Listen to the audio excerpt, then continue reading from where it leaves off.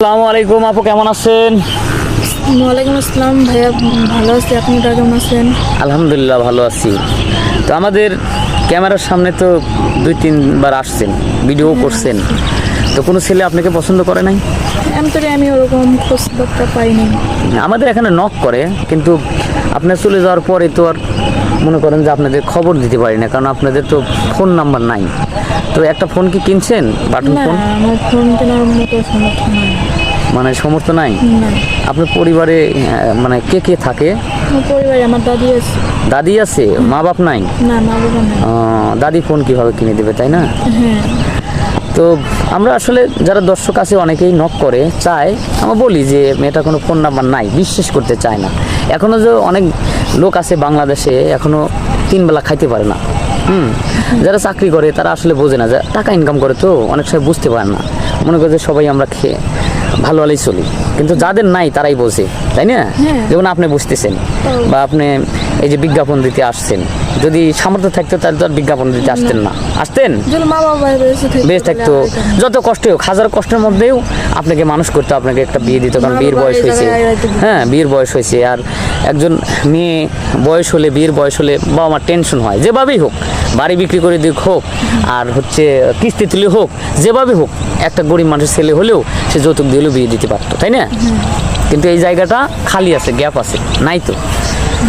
আচ্ছা, তারপরে আরেকটা প্রশ্ন করি, গ্রামে ধরেন মেম্বার চেয়ারম্যান আছে, অনেক ধনী ব্যক্তি আছে, তো তাদের কাছে আপনার দাদি গেছে যে আমার নাতিনটে বিয়ের উপযোগী হয়েছে, কেউ সাহায্যটা করে আমার নাতিনটের বিয়ে দাও?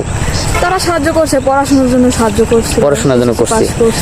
এখন বিয়ের জন্য তো অনেক যৌতুকের হ্যাঁ, দরকার। বিয়ের জন্য অনেক যৌতুক চাই, 3 লাখ টাকা। এত টাকা তো আর ওই মেম্বার চেয়ারম্যান ম্যানেজ না, করে দিতে তারা পারবে না। এত টাকা মানে একজনের জন্য এত করেও না, তাদের তো আরো অনেক কাজকর্ম থাকে, তাই না? হয়তো তারা কি করতে পারে, একটা অনুষ্ঠান হলে হয়তো যত খরচ লাগে সেটা সবাই করে চায়া টায়া দিতে পারে, তাই না? খালি বিয়ে দিলে যৌতুক দিলে আমার অনুষ্ঠানটাও করতে হয়। হ্যাঁ, এরকম একটা চাপ আছে, তাই না? তো যাই হোক, এখন আমরা বিজ্ঞাপনটা দেব। আপনার ফোন আছে? ফোন নাম্বার এটা তো বলছি, ফোন নাম্বার নাই। আচ্ছা, এখন আমরা বিজ্ঞাপনটা দিলে অনেকেই নক করবে, একটু যদি হয়তো আপনি কেমন ছেলে চাচ্ছেন, আপনার স্বপ্নটা শুনি। আমার স্বপ্ন যে আমি ছেলে চাই, যেরকমই হোক না কেন, সে বিবাহী হোক আরই হোক, অবিবাহিত হোক, ভাগ্য যেরকম মা পায় সেরকম, মানে আপনার ডিমান্ড নাই, বয়সলি কোনো ডিমান্ড নাই, যে স্মার্ট ছেলে চাচ্ছেন বা শিক্ষিত ছেলে চাচ্ছেন এরকম না। হতে হবে। কালো হোক, ফর্সা হোক, বুড়ো হোক, আপনি একজন ভালো মনের মানুষ চান। হ্যাঁ, ভালো মনের মানুষ চাই। তো আমার মা বাবার আদর পাইনি, তাদের আদর যেন আমি পাই। শ্বশুর শাশুড়িকে নিয়েই আপনি মা বাবার মতো করে তাদের সাথে মিলেমিশে থাকতে চান, তাই তো? খুব সুন্দর কথা। একটা বাঙালি মেয়ে হিসেবে যে জায়গাটা গ্যাপ আছে সেই জায়গাটাই মানুষ কিন্তু পূরণ করতে চায়, কারণ একজনের যদি একটা ছাপড়া থাকে সে বিল্ডিং করতে চায়, কিন্তু আপনার তো এমন একটা জায়গা খালি, মা বাপ নাই, ছোটবেলায় মারা গেছে, আপনি চান যে শ্বশুর শাশুড়ি হচ্ছে আমার একমাত্র মা বাবার আদরটুক বা গ্যাপটুক পূরণ করুক, তাই না?